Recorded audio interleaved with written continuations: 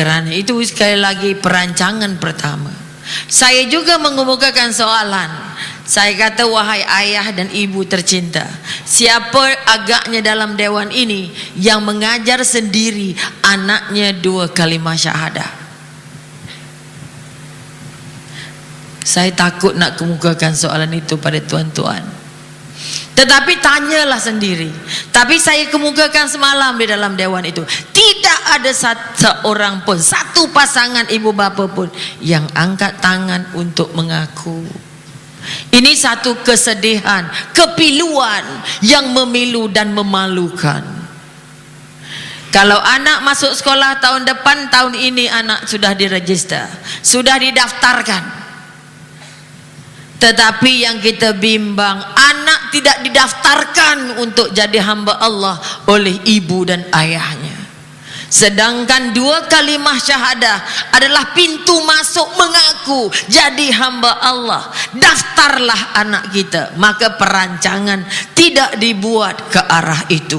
Kita mengharap orang lain daftar anak kita jadi hamba Allah. Wajar atau tidak? Malah sekali lagi kita bangun balik melihat anak-anak yang tersimpuh di luar sana. Anak yang katanya tersungkur, anak yang katanya samsing, anak yang dikatakan itu dan ini. Anak yang sudah terlalu jauh, tidak merasa nikmatnya hidup bertuhan, karena mereka sekadar merasa nikmatnya bertuhan. Maka berlakulah ketergelinciran yang kita sekarang ini sudah memetik buah dari tergelinciran itu. Maka persoalan malam ini, bagaimana perancangan harus dibuat? Oleh kerana kaitan bertuhan ini dimula dengan baiti jannati, dimulakan oleh janin dalam rahim ibu, dimulakan dengan usaha sebuah pasangan keluarga bahagia. Maka sekali lagi, kalau di rumahnya tidak ada perancangan, anak aku yang lahir hari ini, anak aku yang akan lahir, anak aku yang belum lahir ini, nanti nak dibina, dimasuk dalam acuan apa? Kalau tidak bermula di rumah, kita bimbang. Sebab itu di pesan Nabi, guru pertama adalah ibu dan ayah, sekolah pertama adalah rumahnya. Apa yang terjadi hari ini?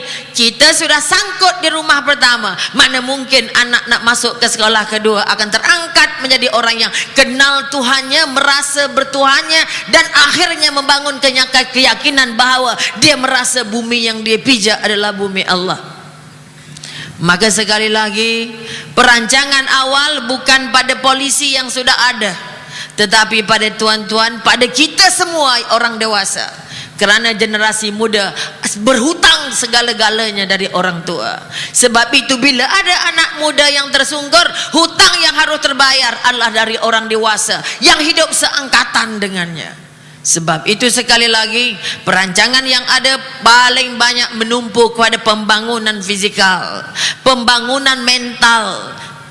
99%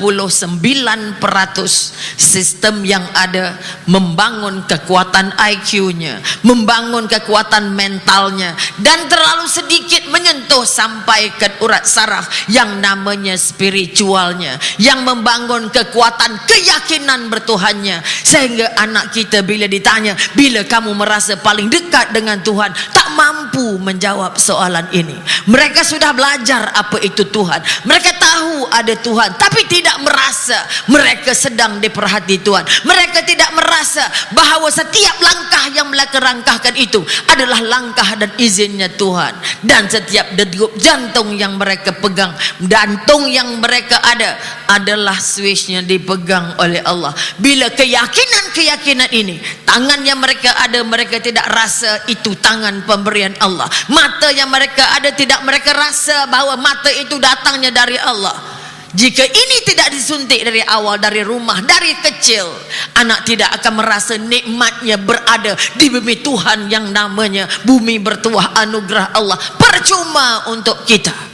Maka sekali lagi, jika disebut tentang merancang, tidak ada jalan pintas kepada seorang ibu dan ayah, tidak ada jalan pintas daripada sebuah keluarga. Maka sekali lagi, bangunlah kita bersama-sama membangun anak yang sudah terlepas. Oke, jangan disesali, lalui dan doalah, karena tidak pernah terangkat, tidak pernah terhalang doa pada mereka yang pernah tersatu tapi insaf dan kembali lagi.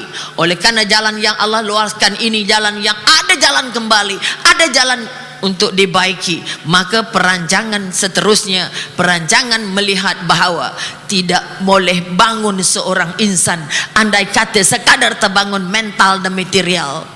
Jika mental dan material tidak terangkat spiritual ataupun tidak terangkat keyakinan bertuhan, mereka nantinya akan takut pada tuannya tapi tidak merasa takut pada Tuhannya. Mereka akan berkhidmat setengah mati kerana materialnya, tetapi lupa untuk bersyukur bahawa setiap yang mereka suap itu adalah datangnya dari izin Allah. Oleh itu perancangan sekali lagi bermula bertapak kuat asasnya daripada rumah.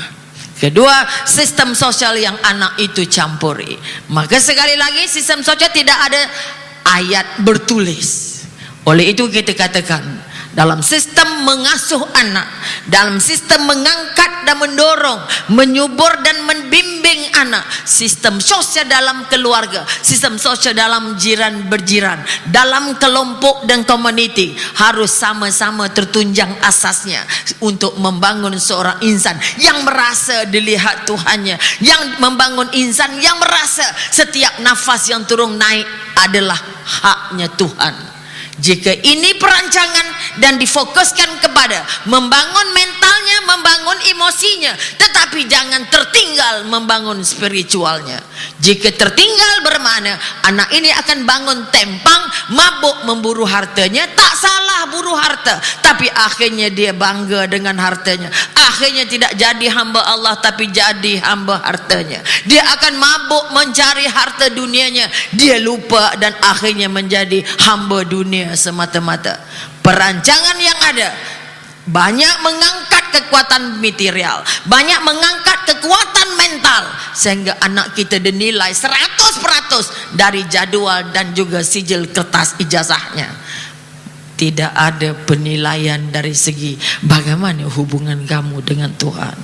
Carilah elan kerja di Malaysia yang mensyaratkan kamu boleh beragama, kamu boleh solat, kamu ada didikan agama. Malah mata pelajaran agama sahaja tidak termasuk dalam kiraan mencukupkan syarat untuk masuk ke mana-mana IPT.